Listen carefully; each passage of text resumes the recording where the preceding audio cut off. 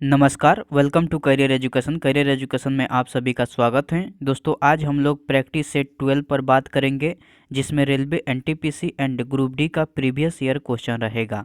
हाँ दोस्तों, आप सही सुने, railway NTPC and group D का प्रीवियस ईयर क्वेश्चन रहेगा।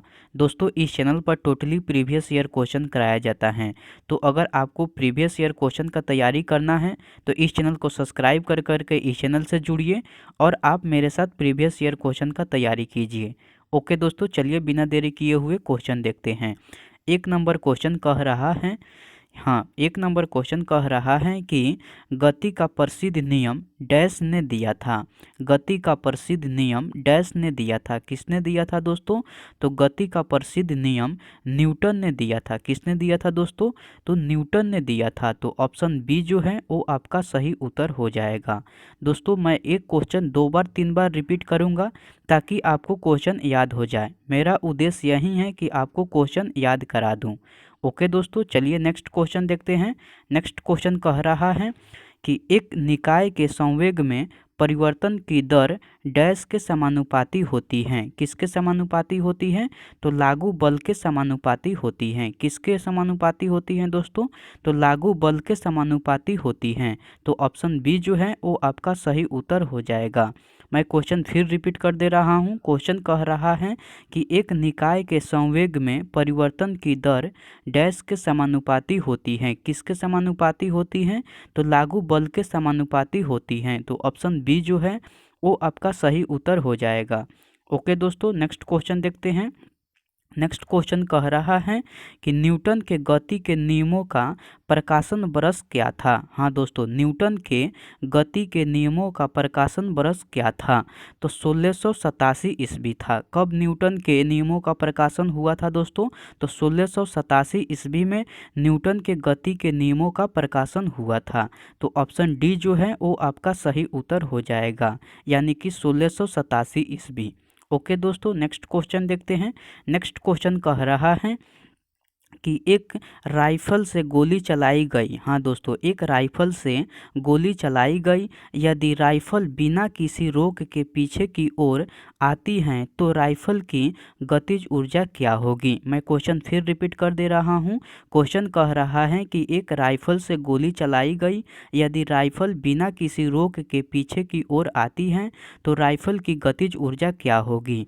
तो गोली की गतिज ऊर्जा से राइफल की गतिज ऊर्जा कम होगी। तो ऑप्शन बी जो है वो आपका सही उत्तर हो जाएगा, यानी कि गोली की गतिज ऊर्जा से कम होगी। तो ऑप्शन बी जो है वो आपका सही उत्तर हो जाएगा। ओके दोस्तों, नेक्स्ट क्वेश्चन देखते हैं। नेक्स्ट क्वेश्चन कह रहा है, नेक्स्ट क्वेश्चन कह रहा है कि द्रव्यमान और त्वरण के गुणनफल को क्या कहा जाता है? द्रव्यमान और त्वरण के गुणनफल को क्या कहा जाता है? तो बल कहा जाता है। क्या कहा जाता है दोस्तों? बल कहा जाता है। द्रव्यमान और त्वरण के गुणनफल को क्या कहा जाता है? तो बल कहा जाता है। तो ऑप्शन डी जो है वो आपका सही उत्तर हो जाएगा। ओके दोस्तों, नेक्स्ट क्वेश्चन देखते हैं। दोस्तों, अगर आपको वीडियो पसंद आती है तो इस वीडियो को लाइक कर दीजिए और अपने दोस्तों के साथ वीडियो शेयर कीजिए दोस्तों। और अभी तक अगर इस चैनल को सब्सक्राइब नहीं किए हैं तो इस चैनल को सब्सक्राइब कर लीजिए और बेल आइकन को भी ऑन कर दीजिए ताकि कभी भी मैं वीडियो डालूं तो सबसे पहले आपको मिले। ओके दोस्तों, चलिए नेक्स्ट क्वेश्चन देखते हैं। नेक्स्ट क्वेश्चन कह रहा है कि जब एक नाविक आगे की दिशा में कूदता है। हाँ दोस्तों, जब एक नाविक आगे की दिशा में कूदता है तब नाव पीछे की तरफ हट जाती हैं। यह उदाहरण न्यूटन के कौन से नियम को दर्शाता है? यह उदाहरण न्यूटन के कौन से नियम को दर्शाते हैं? तो यह उदाहरण न्यूटन के गति का तीसरा नियम को दर्शाता है। किस नियम को यह उदाहरण दर्शाता है दोस्तों? तो गति के न्यूटन के तीसरे नियम को दर्शाते हैं। तो ऑप्शन सी जो है वो आपका सही उत्तर हो जाएगा। दोस्तों, मैं क्वेश्चन फिर रिपीट कर दे रहा हूँ। क्वेश्चन कह रहा है कि एक नाविक आगे की दिशा में कूदता है। यदि नाव पीछे की तरफ हट जाती है तो यह उदाहरण न्यूटन के कौन से नियम को दर्शाता है? तो यह उदाहरण न्यूटन के गति का तीसरा नियम को दर्शाता है। तो ऑप्शन सी जो है वो आपका सही उत्तर हो जाएगा। ओके दोस्तों, नेक्स्ट क्वेश्चन देखते हैं। नेक्स्ट क्वेश्चन कह रहा है कि रॉकेट लॉन्चिंग कौन से नियम पर आधारित हैं? हाँ दोस्तों, रॉकेट लॉन्चिंग कौन से नियम पर आधारित हैं? तो रॉकेट लॉन्चिंग न्यूटन के गति का तृतीय नियम पर आधारित हैं। किस नियम पर आधारित है दोस्तों? तो न्यूटन के गति का तृतीय नियम पर आधारित हैं। तो ऑप्शन ए जो है वो आपका सही उत्तर हो जाएगा। यह क्वेश्चन मैं फिर रिपीट कर दे रहा हूँ। क्वेश्चन कह रहा है कि रॉकेट लॉन्चिंग कौन से नियम पर आधारित हैं? रॉकेट लॉन्चिंग कौन से नियम पर आधारित हैं? तो न्यूटन के गति के तृतीय नियम पर आधारित हैं। तो ऑप्शन ए जो है वो आपका सही उत्तर हो जाएगा।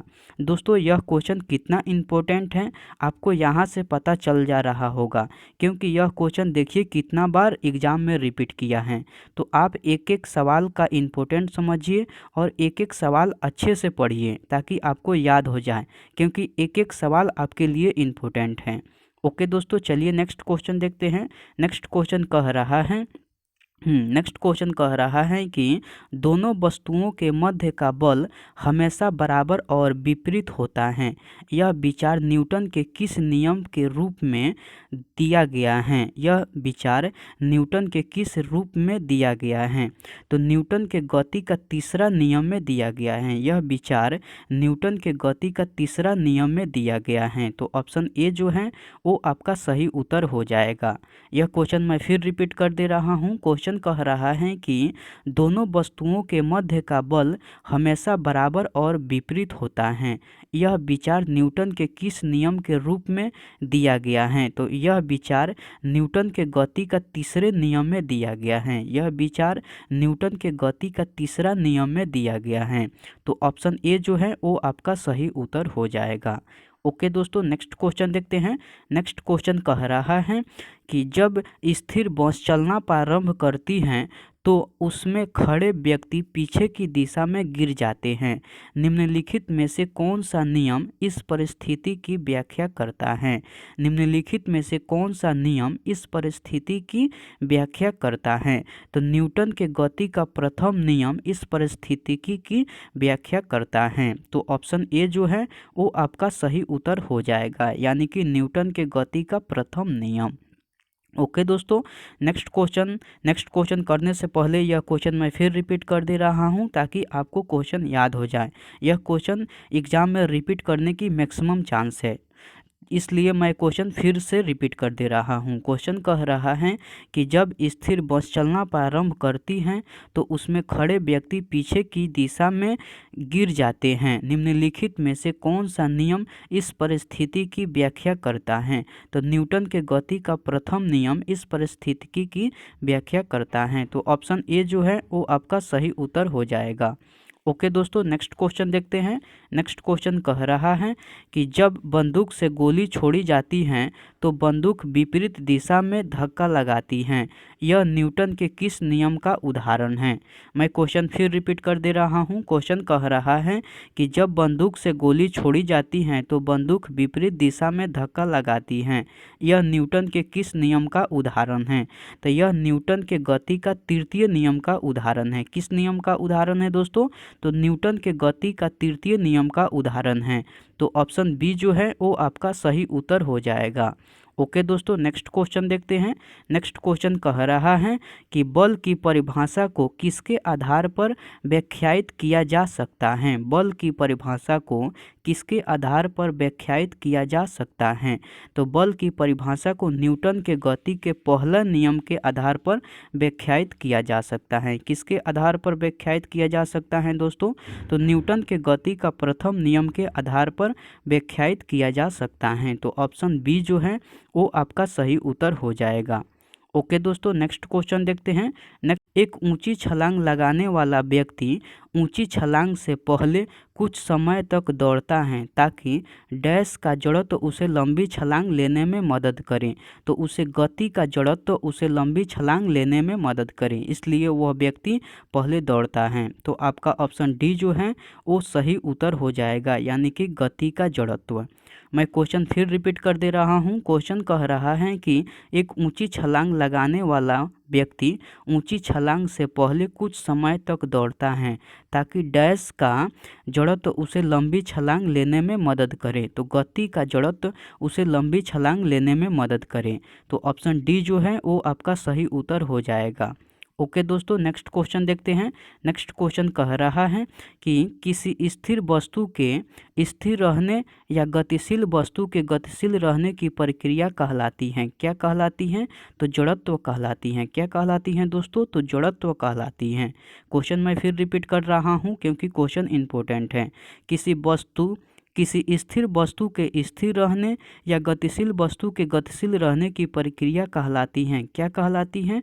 तो जड़त्व कहलाती हैं। तो ऑप्शन डी जो है वो आपका सही उत्तर हो जाएगा।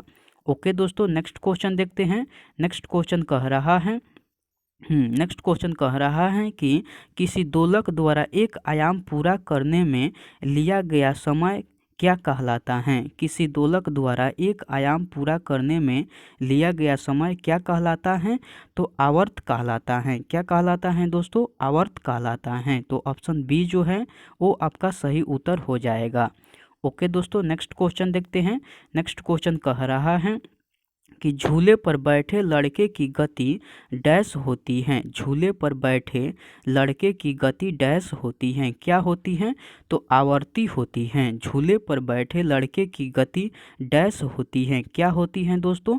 तो आवर्ती होती है। तो ऑप्शन डी जो है वो आपका सही उत्तर हो जाएगा। ओके दोस्तों, नेक्स्ट क्वेश्चन देखते हैं। नेक्स्ट क्वेश्चन कह रहा है कि पृथ्वी वायुमंडल को किस प्रकार पकड़े रहती है। पृथ्वी वायुमंडल को किस प्रकार पकड़े रहती हैं? तो गुरुत्वाकर्षण से पकड़े रहती हैं। किस प्रकार पकड़े रहती हैं दोस्तों? तो गुरुत्वाकर्षण से पकड़े रहती हैं। तो ऑप्शन ए जो है वो आपका सही उत्तर हो जाएगा। मैं क्वेश्चन फिर से रिपीट कर दे रहा हूँ। क्वेश्चन कह रहा है कि पृथ्वी वायुमंडल को किस प्रकार पकड़े रहती हैं? तो गुरुत्वाकर्षण से पकड़े रहती हैं। तो ऑप्शन ए जो है वो आपका सही उत्तर हो जाएगा। ओके दोस्तों, नेक्स्ट क्वेश्चन देखते हैं। नेक्स्ट क्वेश्चन कह रहा है कि कोई वस्तु अधिकतम भारशील हो जाती है। कब हो जाती है? तो निर्वात में हो जाती हैं। कब हो जाती हैं दोस्तों? तो निर्वात में हो जाती हैं। कोई वस्तु अधिकतम भारशील हो जाती हैं। कब हो जाती हैं? तो निर्वात में हो जाती हैं। तो ऑप्शन डी जो है वो आपका सही उत्तर हो जाएगा। ओके दोस्तों, नेक्स्ट क्वेश्चन देखते हैं। नेक्स्ट क्वेश्चन कह रहा है कि न्यूटन बटा किलोग्राम मात्रक है। किसका मात्रक है? न्यूटन बटा किलोग्राम मात्रक है। किसका मात्रक है दोस्तों? तो त्वरण का मात्रक है। त्वरण का मात्रक क्या है? तो न्यूटन बटा किलोग्राम। तो ऑप्शन ए जो है वो आपका सही उत्तर हो जाएगा। मैं क्वेश्चन फिर रिपीट कर दे रहा हूँ। क्वेश्चन कह रहा है कि न्यूटन बटा किलोग्राम मात्रक है। किसका मात्रक है? तो त्वरण का मात्रक है। तो ऑप्शन ए जो है वो आपका सही उत्तर हो जाएगा। ओके दोस्तों, नेक्स्ट क्वेश्चन देखते हैं। नेक्स्ट क्वेश्चन कह रहा है कि लट्टू को घुमाना किसका एक उदाहरण है। लट्टू को घुमाना किसका एक उदाहरण है? तो केंद्राभिमुख बल का उदाहरण है। किसका उदाहरण है दोस्तों?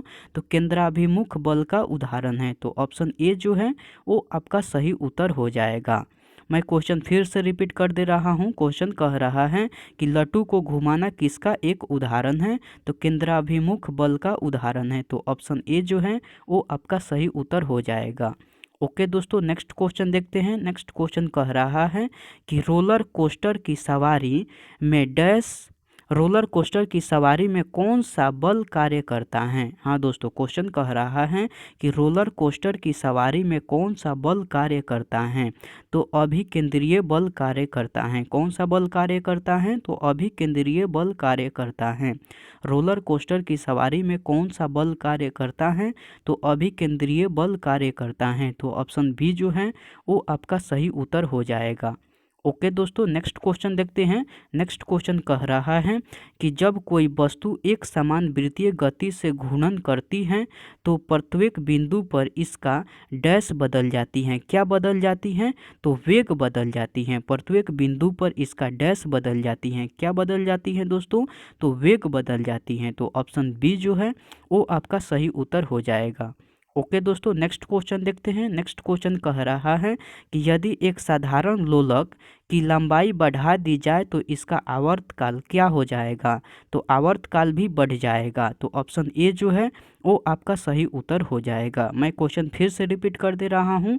यदि एक साधारण लोलक की लंबाई बढ़ा दी जाए तो इसका आवर्तकाल क्या हो जाएगा? तो आवर्तकाल भी बढ़ जाएगा। तो ऑप्शन ए जो है वो आपका सही उत्तर हो जाएगा। ओके दोस्तों, क्वेश्चन तो अब रहा नहीं, इतना क्वेश्चन था। मैं उम्मीद करता हूं कि आपको सारा क्वेश्चन याद हो गया होगा। अगर आपको सारा क्वेश्चन याद नहीं हुआ है तो आप इस वीडियो को फिर से देखिए, क्योंकि आपके लिए एक एक सवाल इम्पोर्टेंट है। ओके दोस्तों, मैं आपसे नेक्स्ट प्रैक्टिस सेट में मिलता हूं। तब तक के लिए टेक केयर दोस्तों, अपना ध्यान रखिए और मन लगाकर पढ़ते रहिए। ओके दोस्तों, बाय।